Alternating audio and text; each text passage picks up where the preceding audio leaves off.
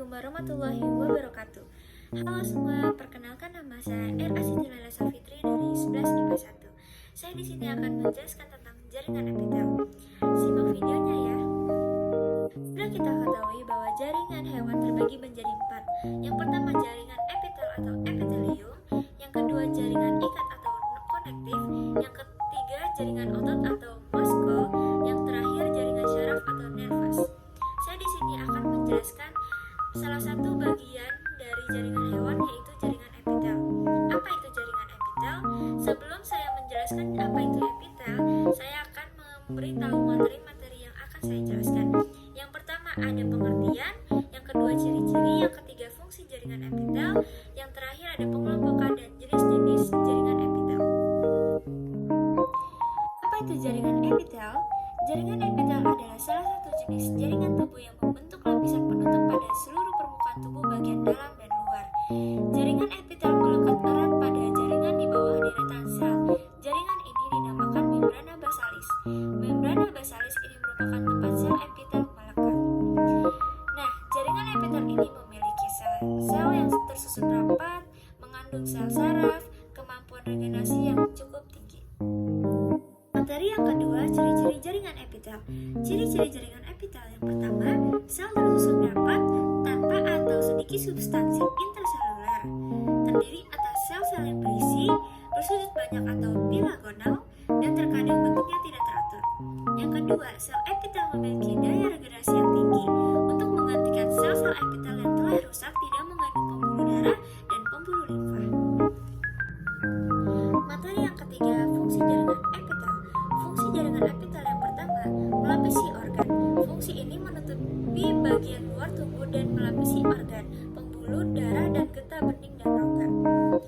Yang kedua, fungsi pelindung. Sel-sel dalam jaringan epitel sangat rapat bersama dan bergabung dengan sedikit ruang di antara mereka.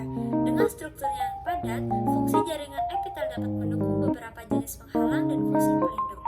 Yang ketiga, melindungi tubuh dari bakteri.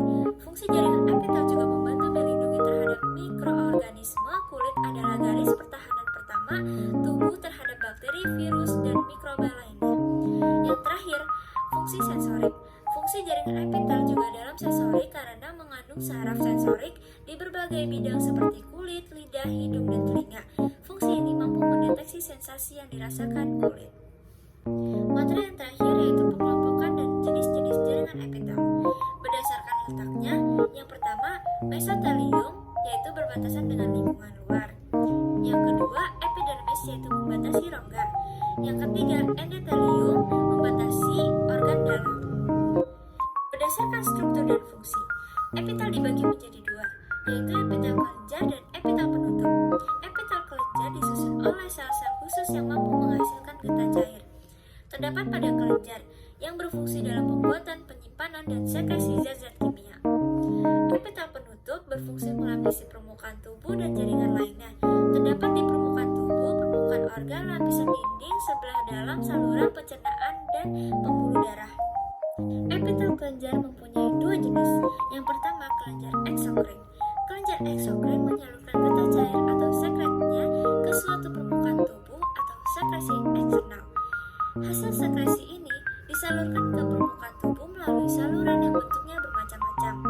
Sekret yang dikeluarkan berupa cairan jernih yang mengandung enzim. Contohnya pankreas, kelenjar ludah, kelenjar lambung, kelenjar susu, dan kelenjar keringat. Yang kedua, kelenjar endokrin.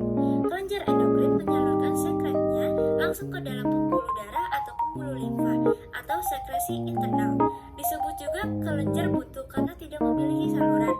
Sekret yang dikeluarkan berupa hormon. Contohnya kelenjar tiroid, kelenjar hipofisis, kelenjar paratiroid, dan kelenjar timus. Nah, ini perbedaan kelenjar eksokrin dan endokrin. Bisa disimak ya. Nah, selanjutnya berdasarkan bentuk. Yang pertama ada pipih, kubus, silindris. Selanjutnya berdasarkan jumlah sel, terbagi menjadi dua. Yang pertama epitel simplex, tersusun atas satu sel. Bentuknya dapat berupa pipih selapis, kubus selapis, silinders selapis basilia, silinders berlapis semu. Yang kedua epitel kompleks, tersusun atas beberapa lapisan sel.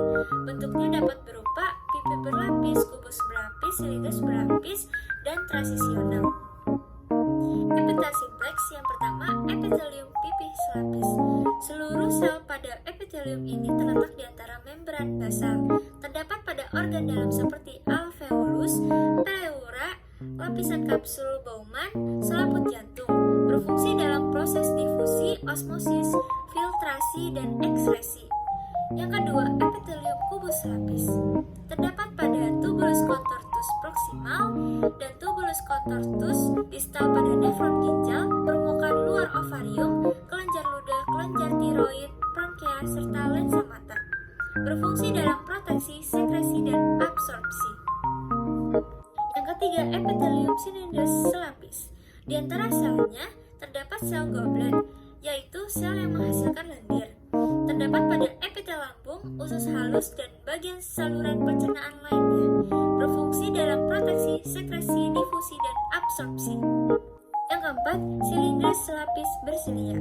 Terdapat pada uterus, saluran uterus, vas deferens, dan bronkus intrapulmoner. Berfungsi sebagai penghasil mukus dan getaran silia untuk menangkap benda asing yang masuk. Yang terakhir, silindrus berlapis semu.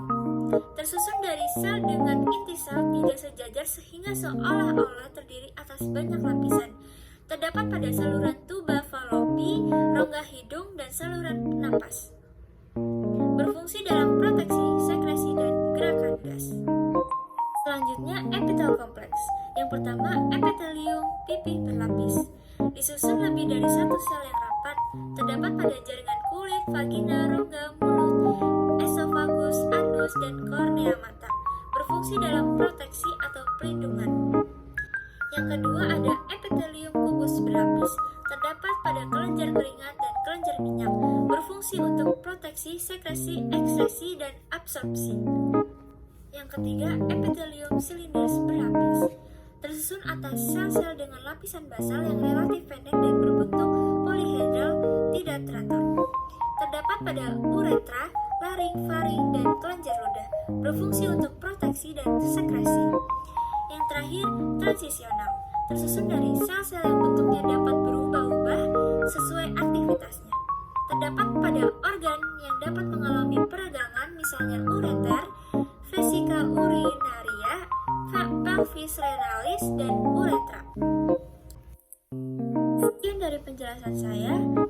Terima kasih sudah mendengarkan. Kurang lebihnya mohon maaf. Wassalamualaikum warahmatullahi wabarakatuh. Dadah.